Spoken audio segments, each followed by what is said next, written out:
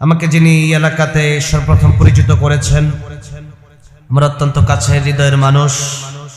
প্রায় 3 বছর আগে এলাকাতে আমি এসে মাহফিল করে গিয়েছিলাম, যার দাওয়াতের মাধ্যমে। এবছরও যিনি আমাকে দাওয়াত করেছেন, আলেমদের খুব কাছের মানুষ, মোবাইদুল ইসলাম আরফি দামাত বারাকাতুহুম। আল্লাহ আমার ভাইকে নেক হায়াত দান করেন, জোরে বলেন আমিন। প্রধান আকর্ষণ হিসাবে আপনাদের মাঝে আলোচনা পেশ করবেন বিশিষ্ট ইসলামী চিন্তাবিদ হাফেজ মাওলানা কারি জুবায়ের আহমদ তশরিফ ভাই। আল্লাহ তাআলা এর ইলমে তারাক্কি দান করুন, সকলে বলুন আমিন। আরো যারা এই মাহফিল অক্লান্ত পরিশ্রম করেছেন এবং মাহফিলের মূল ফটকে আমাদের সাহায্য করেছেন ইদ্রিস ভাই, অক্লান্ত পরিশ্রম করে এই জান্নাতের বাগানের যে আয়োজন করেছেন, আপনারা খুশি না বেজার? কারণ আল্লাহ রাব্বুল আলামিন তার বান্দাদেরকে তার বান্দাগুলোকে প্রত্যেকটা খুশিতে আল্লাহ রাব্বুল আলামিনের ইবাদত। আপনি বিভিন্ন সময় বিভিন্ন অনুষ্ঠান দেখবেন, আচার অনুষ্ঠান পৃথিবীর ভিতরে যতগুলো হয়, কোন অনুষ্ঠানে দুনিয়াবী মানুষের হাতে বানানো কোন অনুষ্ঠানে কোনো সওয়াব নাই। কিন্তু আল্লাহ রাব্বুল আলামিন আমাদেরকে যে সংস্কৃতি দিয়েছেন, প্রত্যেকটা সংস্কৃতির ভিতরে শিক্ষা আছে না নাই? ঈদুল ফিতরে আমরা শুধু কি আনন্দ করি? ঈদের নামাজ ঈদগাহে যাওয়ার আগেই আমরা ঈদের ফিতরা আদায় করি না, ঠিক কিনা? আবার কুরবানির সময়ে আমরা পশু জবাই করে একলা খাই না, সকলে মিলেমিশে খাই। অর্থাৎ মুসলিম উম্মার প্রত্যেকটা সংস্কৃতির মধ্যেই রয়েছে ইবাদত, ঠিক কিনা? সম্মানিত ভাইরা আমার, আল্লাহ রাব্বুল আলামিন এত সুন্দর জান্নাতের বাগান যিনি আমাদেরকে তৈরি করে দিয়েছেন, তিনি কে? তাহলে আমরা সেই আল্লাহ তাআলার দরবারে একবার শুকরিয়া আদায় করি, সকলেই বলি আলহামদুলিল্লাহ। লাখ কোটি দুরূদ আর সালাম সেই মহান মুক্তির দুধ আখিরাতের নামদার তাজদার মদিনা, মক্কার মতি, মদিনার জ্যোতি, দুকুলের সাথী, ফখরে মওজুদ হুজুরে পরনূর সাল্লাল্লাহু আলাইহি ওয়াসাল্লামের কদম মোবারকে সকলেই বলি সাল্লাল্লাহু আলাইহি ওয়াসাল্লাম। সম্মানিত ভাইরা আমার, আল্লাহ রাব্বুল আলামিন এমন মহান রব, তিনি বান্দাগুলোকে সুন্দর আকৃতি বানানোর পরে আল্লাহ রাব্বুল আলামিন প্রত্যেকটা মানুষের জীবনের কয়েকটা ধাপ রেখেছেন। মানুষের কয়েকটা ধাপের মাধ্যমে প্রত্যেকটা মানুষের জীবন রেখেছেন।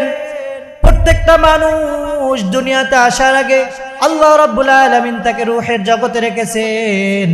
রূহের জগৎ থেকে মায়ের হেরেমের ভিতরে এনেছেন, সেখান থেকে দুনিয়ায়, এরকম দুনিয়া থেকে আবার কবরে, কবর থেকে তার পরবর্তীতে চিরস্থায়ী জীবনের জন্য আল্লাহ রাব্বুল আলামিন মানুষগুলোকে এরকম ধাপে ধাপে ধাপে ধাপে আল্লাহ রাব্বুল আলামিন মানুষগুলোকে বানানোর একটা সাজ, একটা সজ্জা আল্লাহ রাব্বুল আলামিন দিয়েছেন, ঠিক কিনা? আমরা যখন রূহের জগতে ছিলাম, আল্লাহ রাব্বুল আলামিন আমাদেরকে ডাক দিয়ে বলছিলেন, ও আমার বান্দারা শোনো শোনো শোনো, আমি যে তোমাদের সৃষ্টি করেছি। আল্লাহ রাব্বুল আলামিন ওই দিন সাক্ষ্য নিয়েছিলেন, ও আমার বান্দারা, তোমাদের কাছ থেকে আজকে আমি সাক্ষ্য নিব। আল্লাহ রাব্বুল আলামিন ডাক দিয়ে বলছিলেন, আলাস্তু বিরাব্বিকুম। সেই দিন আল্লাহ তাআলার সামনে আপনি আমি, পৃথিবীর সকল মানুষ, বৌদ্ধ, খ্রিস্টান, ইহুদি এবং যত জাত ছিল, যত ধর্ম ছিল, প্রত্যেকটা মানুষ ওই দিন একটাই সাক্ষ্য দিয়েছিল, ক্বালু বালা, ঠিক না? আল্লাহ রাব্বুল আলামিনের সামনে ওই দিন সাক্ষ্য দিয়েছিল, হে রব, আপনি হলেন আমাদের রব, আপনি হলেন আমাদের প্রতিপালক। ক্বালু বালা, আপনি হলেন আমাদের রব। আল্লাহ রাব্বুল আলামিন ওই দিন সাক্ষ্য নেওয়ার পরে বান্দাকে মায়ের হেরেমের ভিতরে এনে দুনিয়াতে বান্দাগুলোকে বলেছেন, বান্দা, দুনিয়াতে সৃষ্টি করেছি আল আবিদুন, 1 নম্বরে সর্বপ্রথম আমি আল্লাহর ইবাদত করবা। আমি আল্লাহ ছাড়া অন্য কারো দাসত্ব করবা না, অন্য কারো গোলামি করবা না, অন্য কারো ব্যাপারে মাথা নত করবা না। আমি রব্বুল আলামিন তোমাকে এই শিক্ষা সর্বদা দিয়েছি, কারণ আমি হলাম দো জাহানের মালিক, আমি রব্বুল আলামিন। এমন মহান রব্বুল আলামিন ডাক দিয়ে বলেন, তাবারাকাল্লাযী বিয়াদিহিল মুলকু ওয়া হুয়া আলা কুল্লি শাইইন কাদির। আল্লাহ রাব্বুল আলামিন হলো অতি মহান, তিনি হলো সর্বসময় রাজত্ব। বিয়াদিহিল মুলক, সব রাজত্ব কার? জোরে বলুন, সব রাজত্ব কার? আল্লাহর রাজত্ব ছাড়া দুনিয়ার কারো রাজত্ব চলে না, ঠিক কিনা? আজকে মানুষ তার ক্ষমতার বাহাদুরি ধরে, কিন্তু আল্লাহর রাজত্বের সামনে কারো রাজত্ব চলে না, আল্লাহর বাহাদুরির সামনে কারো বাহাদুরি চলে না। তাবারাকাল্লাযী বিয়াদিহিল মুলক ওয়া হুয়া আলা কুল্লি শাইইন কাদির। এবং সমস্ত কিছু, আসমান জমিনে সমস্ত কিছুর ক্ষমতার মালিক কে? আর জয় বলুন কে? আজকে আপনি বলতে পারেন না ক্ষমতার মালিক অমুক, আজকে ক্ষমতার মালিক অমুক, আজকে ক্ষমতার মালিক এমপি সাহেব, ক্ষমতার মালিক মন্ত্রী সাহেব, কিন্তু আল্লাহ তাআলার ক্ষমতার সামনে কারো ক্ষমতা চলে না। আপনি আল্লাহর পরিচয় পাওয়ার জন্য নাস্তিকদেরকে বরাবর মানুষ প্রশ্ন করতে পারে, নাস্তিকরা আল্লাহকে বিশ্বাস করে না। আজকে মুসলমানদের ভিতরে আছে অনেকে আল্লাহ তাআলাকে আল্লাহ বলে স্বীকার করে না, নবীকে নবী বলে মানে না, শেষ নবী বলে মানে না। এরকম মানুষ দুনিয়াতে আছে না নাই? আল্লাহ রাব্বুল আলামিন বলেন, ক্ষমতার মালিক আমি কি জন্য বান্দা? এটা বাজার জন্য, এটা জানানোর জন্য। তো দূরে যাওয়া লাগবে না। আমি রাব্বুল আলামিন তোরে 3.5 হাত বডি দিয়েছি।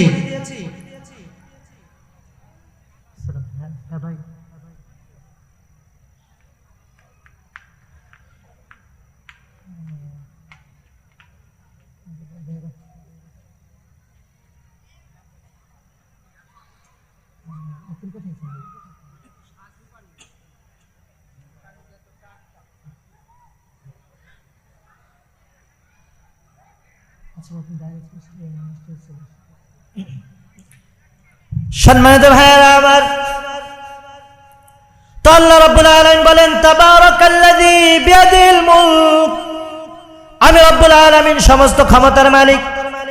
তো এই ক্ষমতার মালিক যে আমি রাব্বুল আলামিন, এটা জানানোর জন্য, এটাকে জানান দেওয়ার জন্য তোমাকে দূরে যাইতে হবে না। তোমার 3.5 হাত বডির দিকে তাকাইলেই তুমি বুঝতে পারবা। ও ভাইরা আমার, আমি আপনাদেরকে বলতে চাই, এই যে 3.5 হাত বডির ভিতরে আল্লাহ রাব্বুল আলামিন এমন কিছু, যে যাই কিছু সৃষ্টি করেছেন আল্লাহর হুকুম ছাড়া একটা জিনিস চলে না, ঠিক কিনা? আপনি যদি বলেন যে আমি এমপি, আমি মন্ত্রী, আমি অমুক তমুক, কোন পৃথিবীর যদি কোনো রাষ্ট্রনেতা বা সমস্ত পৃথিবীর ক্ষমতাশীল ব্যক্তি যদি বাথরুমে গিয়ে যদি বলে, হে গন্ধ তুই আমার নাকে আসিস না, আমি অমুক প্রেসিডেন্ট, গন্ধ কি শুনবে? গন্ধ উল্টা বলবে, আমাকে যদি গন্ধ থেকে মুক্ত পাস সর্বপ্রথম তোর নাকটাকে চেপে ধরতে হবে, ঠিক কিনা? আল্লাহর ক্ষমতার সামনে কারো ক্ষমতা চলে না, আল্লাহর দাসত্বের সামনে কারো দাসত্ব চলে না, আল্লাহর গোলামির সামনে কারো গোলামি চলে না। এই জন্যই তো আল্লাহ পাক রব্বুল আলামিন বলেন, ওয়া হুয়া আলা কুল্লি শাইইন কাদির।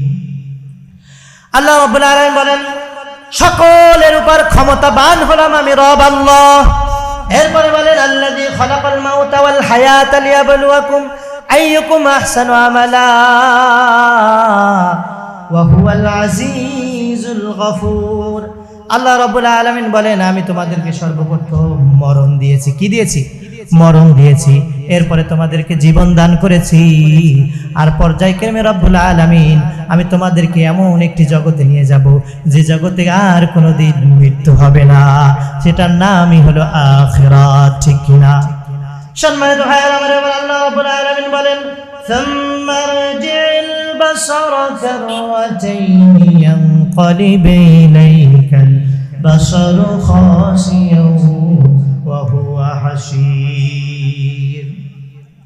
আল্লাহ রাব্বুল আলামিন সূরাতুল মুলকে এরকম তার নিজের পরিচয় বারবার দিচ্ছিলেন আর বলতেছিলেন, মানুষকে আমার সৃষ্টির দিকে তাকায় না, কত সুন্দর করে আসমান তৈরি করেছি, কত সুন্দর করে জমিন তৈরি করেছি।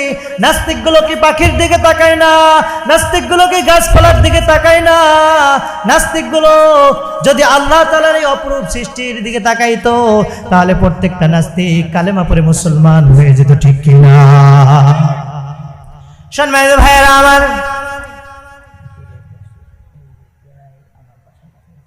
আচ্ছা নারে তাকবীর।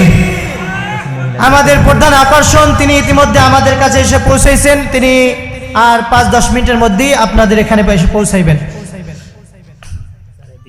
সম্মানিত ভাইয়েরা আমার, আল্লাহ রাব্বুল আলামিন এই জন্য নিজের জানান দেন, নিজের ক্ষমতা। আল্লাহ রাব্বুল আলামিন বলেন, সকল ক্ষমতার মালিক আমি রব, আমি রব্বুল আলামিনের,